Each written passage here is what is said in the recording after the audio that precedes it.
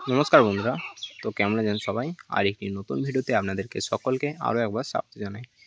Title আর thumbnail দেখে আপনারা বুঝতে পেরেছেন যে কী নিয়ে আজকের আমাদের ভিডিও। তো আমাদের ভিডিওর মূল বিষয় হলো এই টবে রজনীগন্ধা গাছে ফুল না আসা।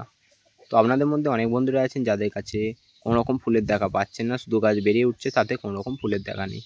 তো বন্ধুরা, আজকের ভিডিওতে আমি আপনাদেরকে বলবো আপনারা যে কয়েকটি ভুলের কারণে আপনাদের রজনীগন্ধা গাছে ফুল ফোটে না, এবং 4 থেকে 5টি শর্টকাট টিপস নিয়ে। তো বন্ধুরা, ভিডিওটি স্কিপ না করে ভিডিওটি সম্পূর্ণ দেখবেন, এবং চ্যানেলে যদি কোনো নতুন দর্শক হয়ে থাকেন তো চ্যানেলটি সাবস্ক্রাইব করে পাশে থাকবেন। তো বন্ধুরা, ভিডিওটি চলুন শুরু করা যাক। বন্ধুরা, টবের গাছের ক্ষেত্রে দেখা যায় যে আমরা যদি ঠিকঠাক তার মাটি না তৈরি করি এবং তার ঠিকঠাক পরিচর্যা না করি, তাতে ফুল আসতে চায় না। কিন্তু মাটির গাছের ক্ষেত্রে এটা একদমই উল্টো। তাতে কোনো রকম পরিচর্যা ছাড়াই এবং একদম অযত্নে দেখা যায় তাতে প্রচুর পরিমাণে ফুল ফুটছে। এটি কেন হয়? তো চলুন কয়েকটি শর্টকাট টিপস আমি আপনাদেরকে শেয়ার করে দিই, এবং যে ভুলগুলি আমরা করে থাকি সেটি আপনাদেরকে বলি। প্রথম টিপসটি হলো, বন্ধুরা, একটি গাছ থেকে সুন্দর ফুল পাওয়ার জন্য প্রথমে আপনাকে ওই গাছটির চাহিদা অনুসারে মাটি তৈরি করতে হয়। এই গাছ যেহেতু বালবাস জাতীয় গাছ, এবং সমস্ত বালবাস জাতীয় গাছের ক্ষেত্রে আপনাকে একদম হালকা মাটি তৈরি করতে হবে। এই গাছ একদমই ভারী মাটি পছন্দ করে না। তো মাটি তৈরির জন্য আপনারা কেমন কি ভাগ নেবেন চলুন জেনে নিই। বন্ধুরা, মাটি তৈরির জন্য আপনারা নেবেন 50% নর্মাল গার্ডেন সয়েল। আপনার বাগানে যে মাটিটি আছে সেটিকে আপনারা গার্ডেন সয়েল হিসেবে ব্যবহার করবেন, এবং তার সঙ্গে নেবেন 20% যে কম্পোস্ট সার হয় সেটি। আপনারা কম্পোস্ট হিসেবে ভার্মি কম্পোস্ট ব্যবহার করতে পারেন, এবং তার বদলে পাতা পচানো সার বা গোবর সার ব্যবহার করতে পারেন।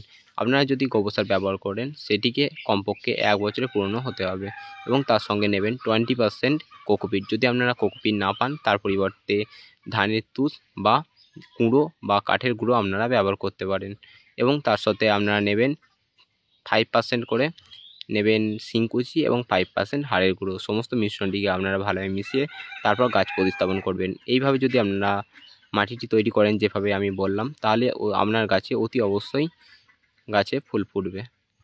বন্ধুরা, প্রথম টিপস হলো, এবার আসি দ্বিতীয় টিপস, যে এই গাছকে কোন জায়গায় রাখবো। রজনীগন্ধা আপনারা যদি করেন, আপনাকে এই গাছকে অতি অবশ্যই 6 থেকে 7 ঘন্টা ডাইরেক্ট সানলাইটে রাখতে হবে।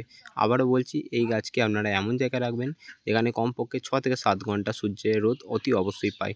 মাটির ক্ষেত্রে আলাদা, মাটির গাছ দেখবেন যদি অল্প রৌদ্র পায় তাতেও সেখানে ফুল ফুটছে, কিন্তু টবের ক্ষেত্রে এটি একদমই হয় না। যদি আপনারা ভাবেন এই গাছকে ব্যালকনিতে করব, তাহলে এই গাছে একদমই ফুল হবে না।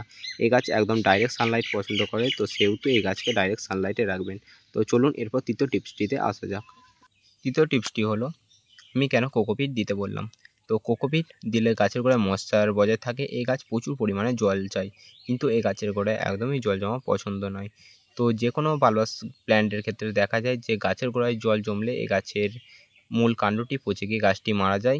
তো সে কারণেই আমি এঁটেল মাটিতে এই গাছ বসাতে বারণ করেছি, এবং এঁটেল মাটিতে এই গাছের গ্রোথ খুব একটা ভালো হয় না। গাছের গোড়ায় প্রায়শই দেখবেন জল জমে যাবে, এবং গাছের গোড়াটি পচে গিয়ে গাছটি মারা যাবে। আর বন্ধুরা, আপনারা যখন এই গাছে জল দেবেন, গাছের গোড়াটি ভালোভাবে হাত দিয়ে দেখে নেবেন। যদি দেখেন গাছের গোড়াটি শুকিয়ে এসে, তখনই জল দেবেন, এবং গাছের গোড়াটি আপনাকে স্যাঁতস্যাঁতে বজায় রাখতে হবে, যাতে অতিরিক্ত জল গাছের গোড়ায় জমে না থাকে, এবং যেন গাছের গোড়াটা অতিরিক্ত শুকনো না থাকে। যখন আপনারা জল দেবেন, গাছের গোড়াটা হাত দিয়ে আপনারা ঠিকঠাকভাবে মেপে আপনারা জলটি দেবেন। এরপর বন্ধুরা, চতুর্থ এবং গুরুত্বপূর্ণ টিপসটি হলো যে এই গাছে কী খাবার দেবো। তো আমি আমার গাছে মাস্টার্ড কেক, ফার্টিলাইজার বা সরিষার খোল পচানো জল 10 থেকে 12 দিন অন্তর অন্তর গাছে দিয়ে থাকি। তো সরষের খোলটিকে আপনারা 1 সপ্তাহের জন্য পচাতে দেবেন, এবং সেটির সঙ্গে 1 লিটার প্লেন জল মিশিয়ে সেটিকে একদম পাতলা করে গুলে গাছে দেবেন। তো এটি দিলেই দেখবেন আপনার গাছের গ্রোথ খুবই সুন্দর হবে, এবং গাছটি আস্তে আস্তে ঝাঁকড়া হয়ে উঠবে। এবং মাঝে মধ্যে আমি আমার গাছে যে এনপিকে 20-20-20 এবং এনপিকে 10-26-26 সেটিকে 1 চামচ 1 লিটার জলে গুলে সেটিকে গাছে দিই। তো এটি দিলেও আপনারা পারবেন, এবং যদি আপনারা সরষের খোল না দেন, তার পরিবর্তে আপনারা এই খাবারটি দিতে পারেন। তো এরপর চতুর্থ টিপসটি হলো, এরপর পঞ্চম টিপসটিতে আসা যাক। বন্ধুরা, 5 নম্বর খুবই গুরুত্বপূর্ণ টিপসটি হলো যে আপনাদের মধ্যে অনেক বন্ধুরাই আছেন যারা রজনীগন্ধা গাছের অনেকগুলি কন্দ একসাথে জাস্ট মাটিতে প্রতিস্থাপন করে দেন। তো এই কাজটি একদমই করা চলবে না। তো দেখবেন যে কন্দের সাইড দিয়ে ছোটো ছোটো বাল্বগুলি বেরোচ্ছে, সেগুলিকে ভেঙে নিয়ে আপনারা জাস্ট মাটিতে প্রতিস্থাপন করবেন। এক্ষেত্রে আপনার গাছে ফুল আসার চান্স অনেকটাই বেড়ে যায়। তো 10 ইঞ্চি টবের জন্য আপনারা 3টে বাল্ব নেবেন, এবং 6 ইঞ্চি টবের জন্য 1টি নেবেন, 8 ইঞ্চি টবের জন্য 2টি নেবেন। এক্ষেত্রে দেখা যায় যে যত কম বাল্ব আপনারা নেবেন, সেক্ষেত্রে গাছে ফুল আসার চান্সটি অনেকটাই বেড়ে যায়। তো বন্ধুরা যদি এই স্টেপসগুলি আপনারা ফলো করেন তো আপনাদের কাছে অতি অবশ্যই ফুল আসবে।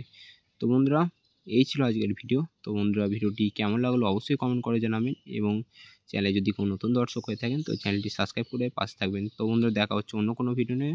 ততক্ষণ ভালো থাকবেন, সুস্থ থাকবেন এবং আমার ভিডিও দেখতে থাকবেন।